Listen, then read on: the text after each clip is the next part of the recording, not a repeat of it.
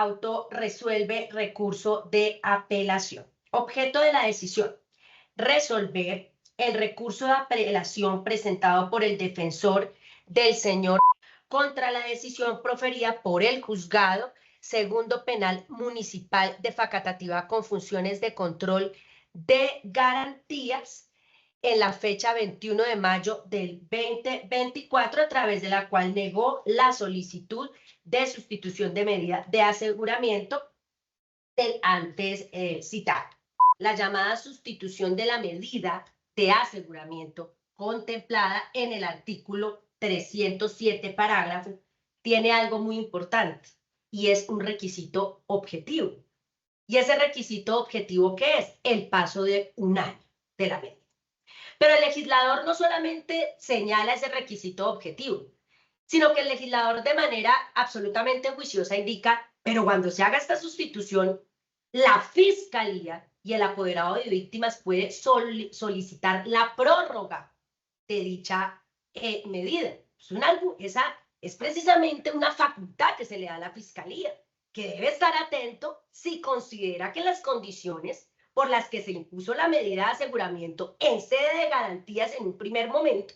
pues continúan vigentes, y el paso del tiempo que se está suscitando, pues amerita que continúen las condiciones. Ese análisis constitucional, pues puede debatirse o presentarse ante el juez de control de garantías por la Fiscalía para una prórroga. Entonces, nótese cómo prórroga y sustitución son dos situaciones distintas. La sustitución se verbaliza o se solicita como consecuencia de que se haya verificado un término objetivo, es decir, un año. Ahora bien, en este asunto hay que mirar algo muy importante. El señor defensor, cuando hizo la solicitud de vencimiento de términos, dijo de manera clara: voy a hacer una solicitud subsidiaria en el evento que no se decreta la libertad. Y esa solicitud subsidiaria se decanta de la siguiente manera, dice el señor defensor. Dice el señor defensor que que la solicitud que está haciendo es que dicha medida se sustituya por otras de las contempladas en el artículo 307, que se sustituya en caso de que no se dejara en libertad a la persona, que se sustituyera la detención preventiva por la obligación de observar buena conducta por parte del prohijado, y por la prohibición de comunicarse con determinadas personas o con las víctimas. Él especificó de comunicarse con los testigos, y argumentó el señor defensor que dicha sustitución, que dicha solicitud de sustitución la hacía en razón a que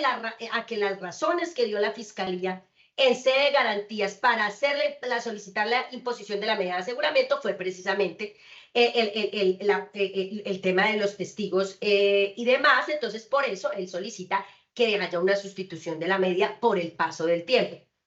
Y además argumenta el señor defensor que, atendiendo a que el señor está privado de la libertad durante tanto tiempo como él lo califica, pues que no tiene recursos para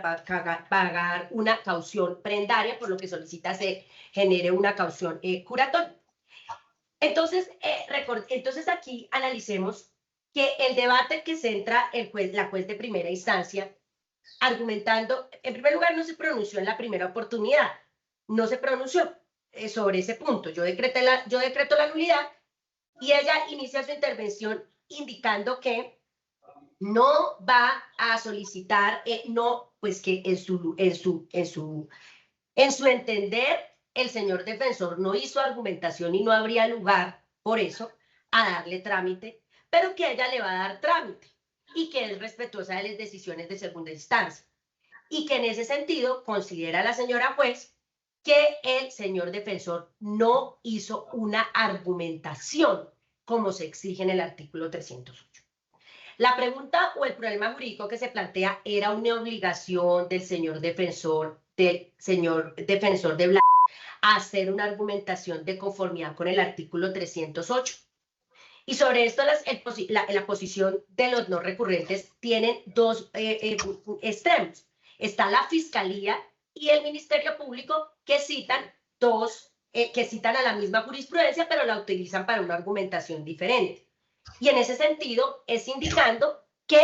por parte de la Fiscalía que el señor defensor tenía que argumentar los fines constitucionales. El señor el del Ministerio Público, por su parte, indica que eso no es así, que específicamente el artículo 307 en el parágrafo determina una causal de naturaleza objetiva y que le basta solamente al señor defensor argumentar con qué medida va a sustituir. Y en ese sentido, entonces, analizando la importancia de la sentencia de la doctora Patricia Salazar Cuéllar, nótese cómo no es cualquier tema el que nos ocupa. Es que estamos hablando del llamado plazo razonable, un concepto que definitivamente tiene que ver con el artículo 29 de la Constitución Política y con el debido proceso. Máxime cuando estamos hablando de la libertad, uno de los derechos más importantes que existe en nuestro ordenamiento jurídico. Y es así como en dicha jurisprudencia se establece precisamente y se le da la importancia por parte de la magistrada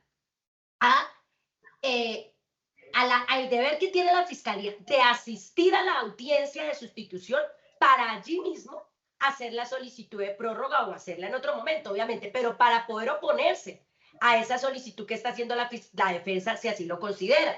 Dice la honorable magistrada, esto quiere decir que el fiscal tiene el deber de asistir a la audiencia preliminar para que se pronuncie sobre la solicitud de sustitución de la detención, diligencia a la que igualmente ha de ser citado el representante de las víctimas, cuyos datos deberán ser suministrados por la parte solicitante. Ahora, si pese a la debida citación el fiscal o la víctima se abstienen de solicitar la prórroga del plazo o no demandaron con antelación la extensión del mismo, repito, o no demandaron con antelación la extensión del mismo, el juez de control de garantías habrá de aplicar el término máximo de 1 año para decidir sobre la sustitución. En tal supuesto, únicamente tendría que verificar el aspecto objetivo referente a la contabilización del plazo, constatando que no se hayan presentado dilaciones atribuibles al procesado o a la defensa que incidan en dicho conteo. Si por el contrario la Fiscalía o la víctima, previamente a la consolidación del término máximo de vigencia, solicitan la prórroga de este o al oponerse a la sustitución en casos donde opere la extensión del plazo, demanda su prolongación en audiencia, esta última solicitud ha de decidirse teniendo en consideración el término extendido. Entonces, nótese cómo evidentemente son dos institutos distintos. La prórroga, que sí requiere de una argumentación de la Fiscalía del Apoderado de Víctimas en indicar por qué las condiciones constitucionales, la necesidad, la utilidad, la proporcionalidad siguen vigentes. ¿Por qué se debe seguir restringiendo la libertad? Y esto lo puede hacer antes de que se presente solicitud por parte del defensor o en la misma audiencia de sustitución de la medida asegurada. Pero la defensa que tiene, la defensa lo que debe verificar según el artículo 307 es que haya transcurrido más de 1 año y que ese tiempo del año no sea atribuible a la defensa. Y en ese sentido, desde ya, este despacho va a indicar que le asiste razón al Ministerio Público y al defensor, en el entendido que es un error de la juez de primera instancia, o fue un error de la juez de primera instancia, considerar que había una carga argumentativa superior a la que le da la norma y a la que le da el precedente jurisprudencial. Y desde ya, esta juez considera que le asiste razón al Ministerio Público y al defensor y que se equivocó la juez de primera instancia en exigirle una carga argumentativa más allá de lo que el legislador y la Corte Suprema de Justicia ha exigido para este específico caso.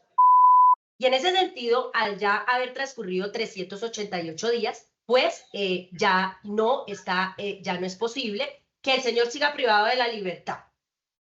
En este sentido, que es importante mencionar, la Fiscalía tenía todas las herramientas para hacer la solicitud de prórroga.